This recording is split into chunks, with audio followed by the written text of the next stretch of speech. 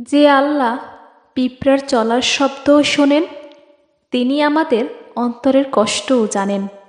ভাবুন, এই বিশাল সৃষ্টির প্রভু, এই বিশ্বকে নিয়ন্ত্রণকারী আল্লাহ আমাদের মন, আমাদের অনুভূতি, আমাদের ব্যথা সবই জানেন। আমরা কখনো কখনো ভাবি কেউ আমাদের বোঝে না, কিন্তু আল্লাহ সর্বশ্রোতা। তিনি আমাদের অন্তরকে দেখেন। আমাদের অশ্রু, আমাদের নিঃশব্দ কষ্ট সবই তার কাছে স্পষ্ট। আজ যদি আপনি মনে করেন কেউ আপনার কষ্ট বুঝছে না, মনে রাখবেন আল্লাহ বুঝছেন। আর যিনি বুঝছেন তার কাছে সব কিছু সম্ভব। ধৈর্য ধরুন, সুখ আসবেই ইনশাল্লাহ। জীবনের কঠিন সময়ে ধৈর্য রাখা সবচেয়ে বড় পরীক্ষা। আমরা চাই যেন সব কিছু সহজ হয়, কিন্তু আল্লাহ আমাদের জন্য পরীক্ষা সাজিয়েছেন। আমাদের কষ্টের মধ্যেই একটা শিক্ষা লুকিয়ে আছে। আপনার অন্তরের কষ্ট কখনো নষ্ট হয় না। আল্লাহ তা জানেন, তিনি দেখেন। যেমন পিঁপড়া ক্ষুদ্র, চলার শব্দ তার কাছে পৌঁছায়, তেমন আমাদের হৃদয়ের নিঃশব্দ দুঃখ তার কাছে পৌঁছায়।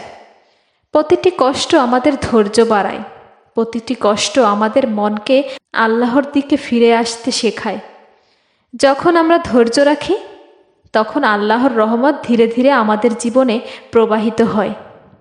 আপনি হয়তো এখন দেখতে পাচ্ছেন না, কিন্তু আল্লাহর পরিকল্পনা সর্বদা নিখুঁত।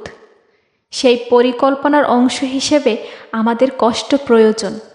আমরা হয়তো ব্যথা অনুভব করি, হতাশ হই, কিন্তু সেই ব্যথার মধ্যে আল্লাহ আমাদের কাছে আরও কাছাকাছি আসার পথ রাখেন। ধৈর্য শুধু অপেক্ষা নয়, এটি বিশ্বাস, এটি আল্লাহর উপর ভরসা।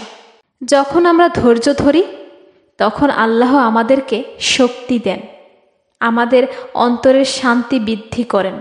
আপনি যদি আজ নিজেকে একা মনে করেন, জানবেন আল্লাহ সবসময় আপনার সঙ্গে আছেন। আপনার অন্তরের কষ্ট, আপনার অশ্রু, আপনার নিঃশব্দ দুঃখ সব আল্লাহ জানেন।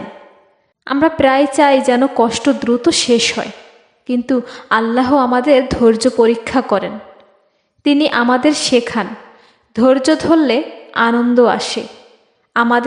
আপনার প্রতিটি প্রচেষ্টা, আপনার প্রতিটি প্রার্থনা আল্লাহ তা দেখেন। চিন্তা করবেন না যে আপনার কষ্ট কোনো অর্থহীন।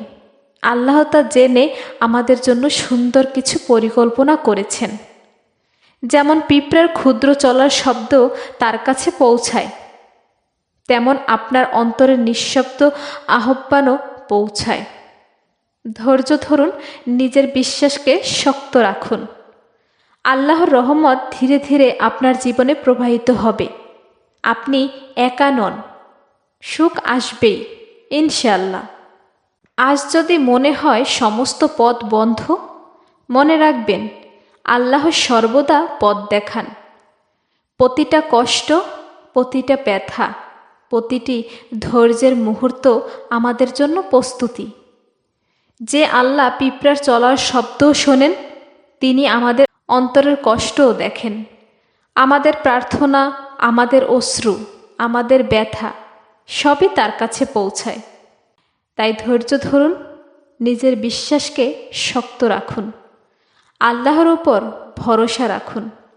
আপনার কষ্ট, আপনার ধৈর্য, আপনার অন্তরের শান্তি সব মিলিয়ে সুখ আসবেই ইনশাআল্লাহ।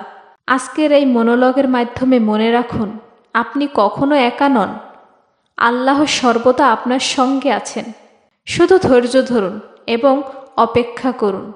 আমরা প্রায় ভাবি কষ্টের মুহূর্তে কেউ আমাদের বুঝবে না, কিন্তু ভুল বোঝাবেন না।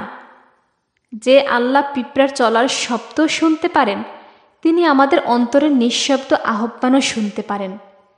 আপনার হৃদয়ে যত দুঃখ জমেছে, আপনার চোখে যত অশ্রু, আপনার নিঃশব্দ প্রার্থনা সবই আল্লাহর কাছে পৌঁছায়। প্রিয় বন্ধু, মনে রাখবেন, আমরা যা ভোগ করি তা সবই পরীক্ষা। আল্লাহ আমাদের সক্ষমতা অনুযায়ী পরীক্ষা দেন।